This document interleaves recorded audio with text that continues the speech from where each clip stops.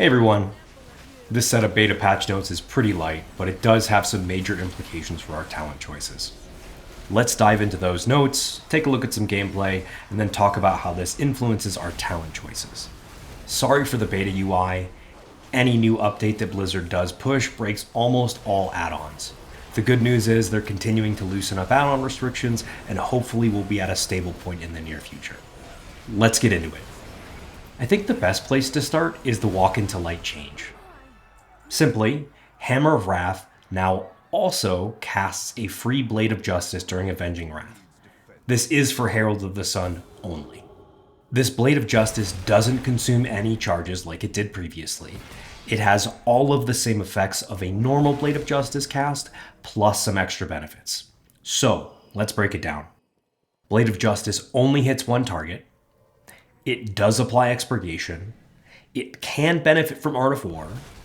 It will trigger Light Within if Art of War has procced.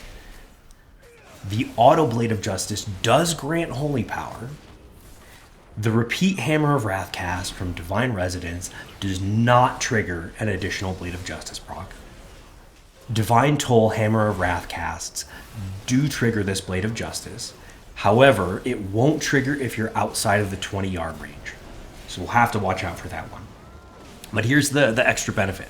If Blade of Vengeance is talented, the AoE effect from that talent will trigger, in addition to applying expurgation to all nearby enemies. It's a nice perk. Obviously that's a lot of stuff, but this singular change does two major things. One, it creates a better build and spend gameplay loop during cooldowns. And two, it makes Hammer of Wrath the de facto builder during Avenging Wrath. I think this change is actually awesome and does achieve Blizzard's design goals for Herald of the Sun and Hammer of Wrath. I still think Hammer of Wrath is very undertuned, but in all of my gameplay, I've been very happy with having the extra oomph when you do press Hammer of Wrath. On the other hand, we have the Crusading Strikes change. In last week's beta build, the auto attack speed reduction was only 20%, very low. It seems that this was unintended, and now they've adjusted it to a 35% reduction. It does still show 50% on the tooltip, but that seems to only be a display issue. This version of Crusading Strikes is noticeably less effective, but I can't say for certain which option we're going to end up choosing until we have sims in place. My gut says the auto attack speed reduction is enough to shift us in favor of Templar Strikes, primarily because of how hard Blade of Justice hits with a Light Within proc. 15% less auto attacks means 15% less Art of War procs, which means 15% less Light Within damage. And that's going to add up even more in AoE. I'm not sad about this adjustment. Personally, I would prefer to be using Templar Strikes now that Blizzard has baked in Hammer of Wrath into Judgment. I just like having more buttons to press and having direct control over my Holy Power generation, but I get that that isn't for everyone. Offering Crusader Strike as an alternative option may be a healthy place to land, but I'm not sold that it's going to be the best choice. I will note that during our cooldowns, our damage is actually quite high compared to outside of our cooldowns. Because of this, we are not going to be pressing Templar Strikes during our cooldown windows, if at all possible. Because of that, Crusading Strikes does gain a ton of value in our cooldown windows. However, outside of our cooldown windows, it's a little bit lackluster. I don't have a good answer of what's going to be the best choice at this point, but I'm excited to see where it shakes out either way. These changes definitely gave Herald of the Sun a sizable power boost, making it perform very similarly to Templar, and maybe even outscale it in some cases. I did want to test this more thoroughly, so I ran Murder Row as a test to get an idea of what changed. So, Blade of Justice skyrocketed in overall damage. I will note, we do have some added expurgation damage from our tier set, but even still, this ability is performing quite well. Take a look at the log here and just see how much Blade of Justice is actually contributing. If you combine Blade of Justice damage with the Light Within damage, it's doing more overall damage than Divine Storm. Do keep in mind that this is just a follower dungeon, and it's not going to be equal or similar to what we're experiencing on live. On live, you're going to have packs gathered up more effectively, you're going to have larger pulls, things are going to change. However, this thing hits hard.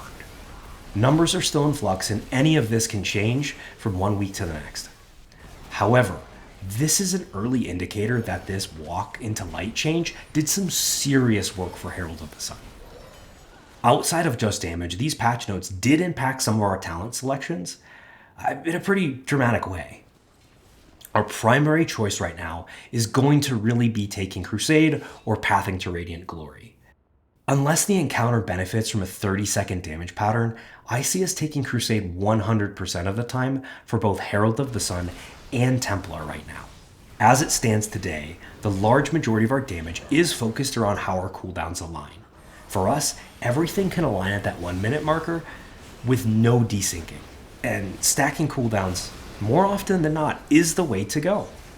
For Herald specifically, we do want to take full advantage of Walk into Light. However, if we choose to take Radiant Glory, the majority of time spent in your Avenging Wrath is casting finishers. You might press Hammer of Wrath twice. While this is not a bad problem to have, if you take Crusade instead, you get 20% haste, which means more Art of War procs and just more ability casts, and more time within your Avenging Wrath window to cast Hammer of Light to consume those Art of War procs, and just have more Blade of Justice casts in general. With taking Crusade, you get substantially more benefit from the Walk into Light talent. I would also like to briefly touch on our choice nodes in the spec tree. I think it's an important point of conversation. Let's start with the Blade of Justice nodes because they are the driving force behind all of the other choices we're going to make. In my testing, Holy Blade felt mandatory. Being able to generate 2 Holy Power in 1 global cooldown expedites our ability to churn out finishers. Our hardest hitting abilities are Divine Storm and Templar's Verdict, so being able to get those out faster and more effectively is just better in all scenarios. Alternatively, if you did take 2 charges of Blade of Justice, it's fine, but only when Judgment generated 2 Holy Power. But in this case, taking Improved Blade of Justice slows down the pace of Ret dramatically. With the previous beta build, there may have been a case for taking Improved Blade of Justice because it was getting consumed on Hammer of Wrath, but right now, that doesn't matter. With how Walk into Light works currently as well, that free Blade of Justice cast you get does generate additional Holy Power. So having that additional +2 Holy Power for doing nothing is really good. It makes our cooldown windows incredibly strong and allows us to builder, spend, almost every single cast. It's really good. For the Judgment node, Improved Judgment has also been my go-to. Having 2 charges offers a high degree of flexibility, and it allows us to take full advantage of the Final Verdict Judgment resets, or Hammer of Wrath resets. Since Hammer of Wrath is our priority generator, at least for Herald of the Sun, in Avenging Wrath, having 2 charges makes it that much stronger. It makes our burst window better, it makes our ability to rotate between builder and spenders better. It's just a much better talent than the other options. Boundless Judgment, the alternative option, provides such a limited benefit. In short testing, it was doing less than 1% of my overall damage. It was negligible at best. I think Blizzard can do better for this, and I think any of the talents that impact our mastery from a pure stat standpoint should just be baked in baseline to the class. The last node practically picks itself based on choices from the other 2. Since we're wanting to prioritize Judgment, we do want to reduce its cooldown as much as possible. So in this case, we pick Swift Justice. Light of Justice is an acceptable talent. However, because we rely more on Art of War to get the Blade of Justice resets, having cooldown reduction on Blade of Justice is just less useful than having cooldown reduction on Judgment. So yeah, that's where we stand as of the most recent beta build. Honestly, I'm surprised this change with Walk into Light is so good. Shifting the priority to Hammer of Wrath, it feels different compared to Templar. And even if the damage isn't directly attributed to Hammer of Wrath, the results sure are. On top of it, the animation for Hammer of Wrath is cool, and so having it be a more punchy ability that really churns out damage, I like that. It was something I was asking for. We got it. It's not exactly what I expected, but it's still pretty good. I do prefer Templar more, but let's call this better than expected. With Christmas next week and New Year's right after, we shouldn't expect another beta build until January 6th or so. We might have a pre-patch date and even a 2026 roadmap by then. At this point, I don't expect major design adjustments for really the rest of beta, but we will continue to see tuning on a weekly basis going forward. If any tunings like this, it may have some pretty large impacts for either of our hero talents, and I'm excited to see how things shake out. If you enjoyed the video, please do give it a thumbs up and go ahead and subscribe. It does help the channel grow. Keep an eye out for more Retribution content after the holidays. My goal is to align my UI video release right around the time they announce the pre-patch date. Things do change on a week-by-week basis, so it really is building something new every single time. But either way, we have some pretty decent options, and every week it just gets better and better. For those who celebrate it, I wish you a very Merry Christmas, and we'll see you in the next one.